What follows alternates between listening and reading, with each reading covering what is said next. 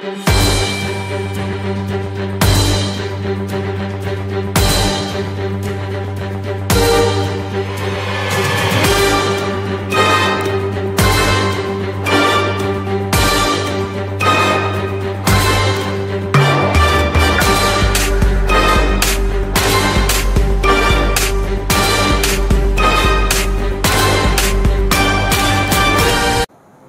buruh saya bilang ada 4 yang membedakan dengan partai politik lain. Satu, dia captive market.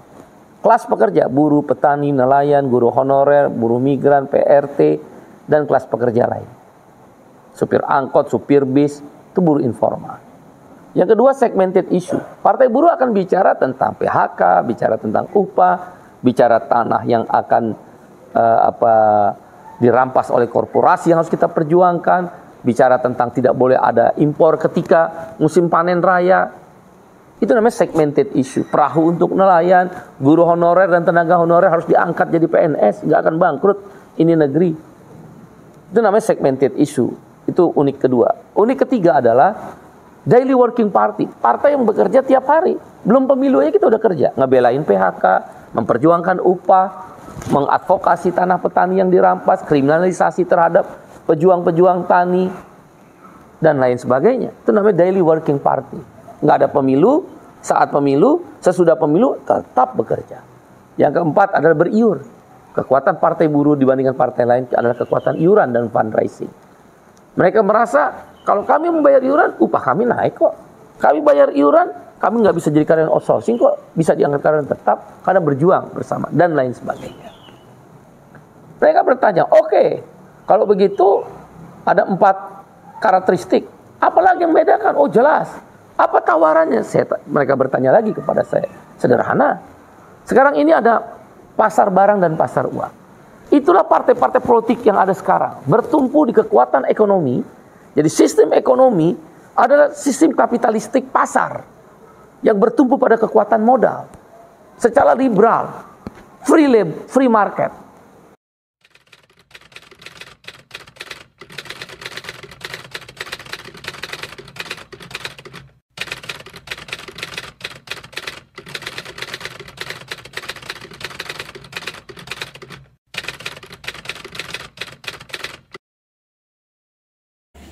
Kalau kau benar-benar sayang padaku, kalau kau benar-benar cinta, tak perlu kau katakan semua itu, cukup tingkah laku. Sekarang apalah artinya cinta kalau hanya di bibir saja? Cinta itu bukanlah main-mainan, tapi pengorbanan. Semua bisa bilang sayang, semua bisa bilang, apalah artinya cinta tanpa kenyataan.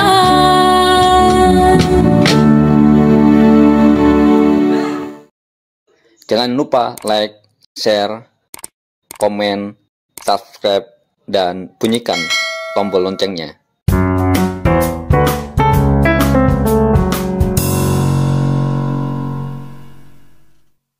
Assalamualaikum warahmatullahi wabarakatuh. Shalom. Om Swastiastu. Nama budaya. Salam kebajikan. Semoga kita selalu dalam keadaan sehat walafiat. Sesuai doa dan salam agama kita masing-masing. Sahabat seperjuangan di seluruh penjuru tanah air. Di seluruh pelosok negeri Indonesia yang kita cintai. Satu ketika saya diajak diskusi, boleh dikatakan lebih tepatnya berdebat. Apa yang ditawarkan oleh partai buruh? Toh partai-partai lain sama terhadap apa yang akan diperjuangkan oleh seluruh partai politik di dalam pemilu dan juga tawaran-tawaran janji-janji kampanye. Partai buruh saya bilang ada 4 yang membedakan dengan partai politik lain. Satu, dia captive market. Kelas pekerja, buruh, petani, nelayan, guru honorer, buruh migran, PRT, dan kelas pekerja lain. Supir angkot, supir bis, itu buruh informal. Yang kedua, segmented issue. Partai buruh akan bicara tentang PHK, bicara tentang upah, bicara tanah yang akan dirampas oleh korporasi yang harus kita perjuangkan, bicara tentang tidak boleh ada impor ketika musim panen raya. Itu namanya segmented issue. Perahu untuk nelayan, guru honorer dan tenaga honorer harus diangkat jadi PNS, nggak akan bangkrut ini negeri. Itu namanya segmented issue. Itu unik kedua. Unik ketiga adalah daily working party. Partai yang bekerja tiap hari. Belum pemilu aja kita udah kerja. Ngebelain PHK, memperjuangkan upah, mengadvokasi tanah petani yang dirampas, kriminalisasi terhadap pejuang-pejuang tani, dan lain sebagainya. Itu namanya daily working party. Nggak ada pemilu, saat pemilu, sesudah pemilu tetap bekerja. Yang keempat adalah beriur. Kekuatan partai buruh dibandingkan partai lain adalah kekuatan iuran dan fundraising. Mereka merasa kalau kami membayar iuran, upah kami naik kok. Kami bayar iuran, kami nggak bisa jadi karyawan outsourcing kok, bisa diangkat karyawan tetap karena berjuang bersama dan lain sebagainya. Mereka bertanya, oke, kalau begitu ada 4 karakteristik. Apalagi yang membedakan? Oh jelas. Apa tawarannya? Mereka bertanya lagi kepada saya. Sederhana. Sekarang ini ada pasar barang dan pasar uang. Itulah partai-partai politik yang ada sekarang. Bertumpu di kekuatan ekonomi. Jadi sistem ekonomi adalah sistem kapitalistik pasar. Yang bertumpu pada kekuatan modal. Secara liberal. Free market. Bahkan dalam pasar tenaga kerjanya. Mereka mengenal flexible labor market. Yang kita kenal dengan outsourcing atau precarious work. Mereka bertumpu pada 2 pasar. Pasar barang dan pasar uang. Mereka selalu bilang, tawaran yang sampai sekarang ini termasuk Indonesia, ketika kita ingin membeli barang, ya di pasar. Mekanisme pasar lah yang menentukan harga barang. Negara hanya sekali-sekali saja mensubsidi. Kemudian pasar uang. Untuk mendapatkan semua investasi, sehingga terjadi pembentukan perusahaan-perusahaan dan pabrik dan ekonomi bisa berjalan dan berputar, maka mekanisme di pasar uang dalam bentuk saham atau modal. Kalaupun yang ketiga ada pasar tenaga kerja lamanya, labor market. Mereka percaya, termasuk Indonesia dengan Omnibus Law Undang-Undang Cipta Kerja, bahwa flexible labor market atau pasar tenaga kerja yang bertumpu pada flexible labor atau kita kenal dengan outsourcingnya, bisa dipecat kapan saja, bisa diganti kapan saja, bisa direkrut, easy hiring, easy firing, kata seorang menteri. Itu bukan negeri Pancasila. Nah, karena itu tawaran partai buruh terhadap sistem ekonomi Indonesia, yang pertama 4 unik tadi dari partai buruh. Maka dengan demikian partai buruh berkeyakinan bisa tembus di parliamentary threshold 4% dengan 30 kursi DPR RI, 100 kursi DPRD provinsi, dan 700 kursi DPRD kabupaten kota. Apa pasar yang ditawarkan dalam sistem ekonomi? Pasar sosial. Jadi pasar barang oke, pasar uang oke, pasar tenaga kerja anti pada flexible labor market, anti pada outsourcing. Hapus itu outsourcing. Dia harus menjadi karyawan tetap, atau kalaupun dia dikontrak oleh perusahaan karyawan kontrak yang kita kenal dengan PKWT, dia harus ada periode, harus ada batas waktu. Bila dibutuhkan langsung diangkat menjadi karyawan tetap. Tidak akan merugikan perusahaan, tapi tidak boleh sistem kerja outsourcing. Maka pasar tenaga kerja yang ditawarkan serikat buruh dan partai buruh adalah anti outsourcing atau unflexible labor market. Yang keempat ini yang sangat menentukan dalam sistem ekonomi di Indonesia yang akan ditawarkan oleh partai buruh. Bila Tuhan berkehendak partai buruh berkuasa dan dipilih oleh seluruh rakyat, setidak-tidak oleh kelas pekerja, termasuk milenial dan generasi Z yang ibu bapaknya kelas pekerja, working class, buruh, petani, nelayan, miskin kota, miskin desa, PRT, buruh migran, guru dan tenaga honorer, perempuan yang termarginalkan, buruh informal, disabilitas, pensiunan, dan rakyat jelata. Gen Z dan milenial, kamu bukan tumbuh dengan tiba-tiba. Ayah bapakmu adalah kelas pekerja.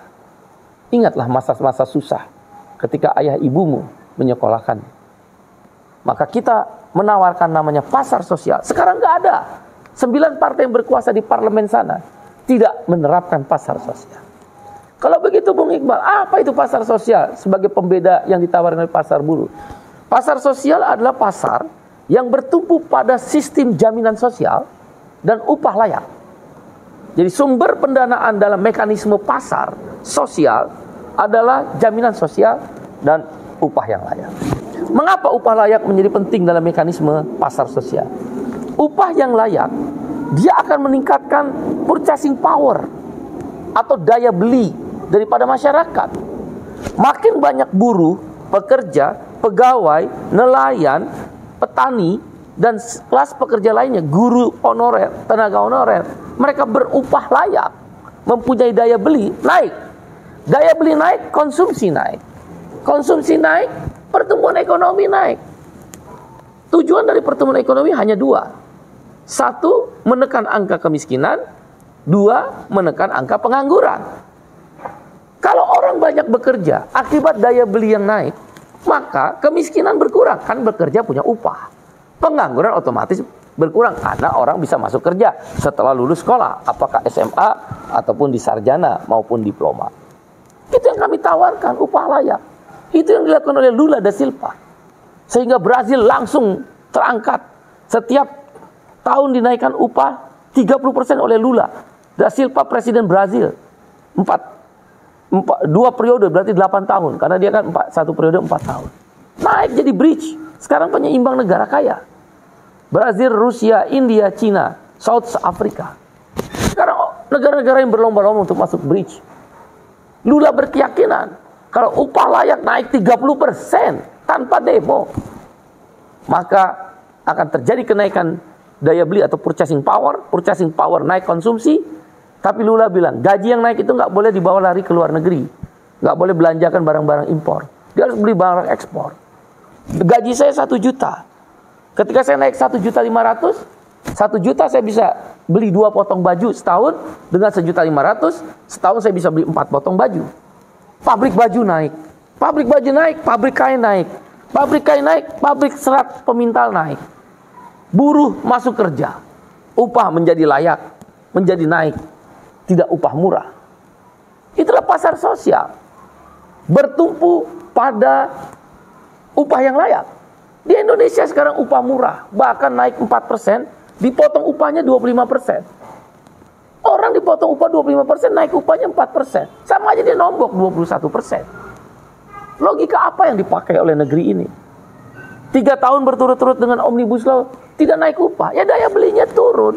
Kalau daya beli turun, maka konsumsi turun. Konsumsi makanan turun, konsumsi tekstil turun, baju, konsumsi motor. Makin dalam ilmu ekonomi permintaan itu makin rendah, harga barang jadi makin diproduksi sedikit, harga naik. Makanya pasar sosial adalah antitesis terhadap pasar barang dan pasar uang. Itulah tawaran Partai Buruh. Begitu Partai Buruh berkuasa atau setidaknya lolos parliamentary threshold, perjuangan pertama adalah memastikan upah naik layak seperti Brazil 30%. Partai Buruh tidak perlu 30% untuk tahap pertama, 15% dulu. Berikutnya 20%. Tapi dengan purchasing power naik, konsumsi naik, otomatis pertumbuhan ekonomi naik. Targetnya 7%. Oleh karena itu upah harus layak. Itu yang disebut pasar sosial. Beda dengan sekarang, pemerintahan sekarang ataupun terdahulu, kapitalistik. Nggak percaya dengan kemampuan upah akan meningkatkan daya beli dan meningkatkan konsumsi, di ujungnya meningkatkan pertumbuhan ekonomi. Pasar sosial yang lain adalah jaminan sosial. Apa bentuk jaminan sosial yang bisa jadi pasar sosial? Jaminan hari tua, jaminan pensiun. Jaminan hari tua dan jaminan pensiun, Anda bayangkan 5,7% itu buruh dan pengusaha bayar namanya jaminan hari tua. Diambilnya paling cepat kalau dia ter-PHK, katakanlah 5 tahun. Itu kan berarti uang numpuk. Kalau saya nggak salah itu puluhan triliun ini uang JHT. Bahkan boleh jadi mendekati ratusan triliun. Jaminan hari tua di Jam Sostek itu, BPJS Ketenagakerjaan atau BP Jam Sostek. Ratusan triliun uang ngendap. Karena nggak dipakai total kan, kalau orang ter-PHK baru diambil. Nah sekarang muncul namanya jaminan pensiun, yang bisa diambil setelah 30 tahun kita bekerja. Karena usia pensiun 55 atau 56 tahun. Saya sudah menghitung Litbang Partai Buruh, itu kalau iurannya 10% aja atau 9% seperti Jepang, 2% dibayar oleh buruh, 7% dibayar oleh pengusaha, atau 8% kalau dia 10% dibayar oleh pengusaha. akumulasi dari total uang dana pensiun dalam bentuk jaminan pensiun itu 1.000 triliun. 1.000 triliun itu hampir sepertiganya dari total APBN kita. Nggak perlu pinjam uang ke IMF, nggak perlu pinjam uang ke World Bank, nggak perlu pinjam uang ke lembaga-lembaga dunia lainnya, keuangan lainnya. Yang rentenir, rente. Belum lagi pejabat-pejabat yang rente, cari komisi. Pakai aja dana pensiun, dana jaminan hari tua. Nggak mungkin negara ngemplang, uangnya uang rakyat kok uang negara. Surat utang negara ataupun obligasi-obligasi, ya di sini ditaruhnya. Itu yang dilakukan oleh Jepang di kantor pos sebagai penyelenggara jaminan pensiun.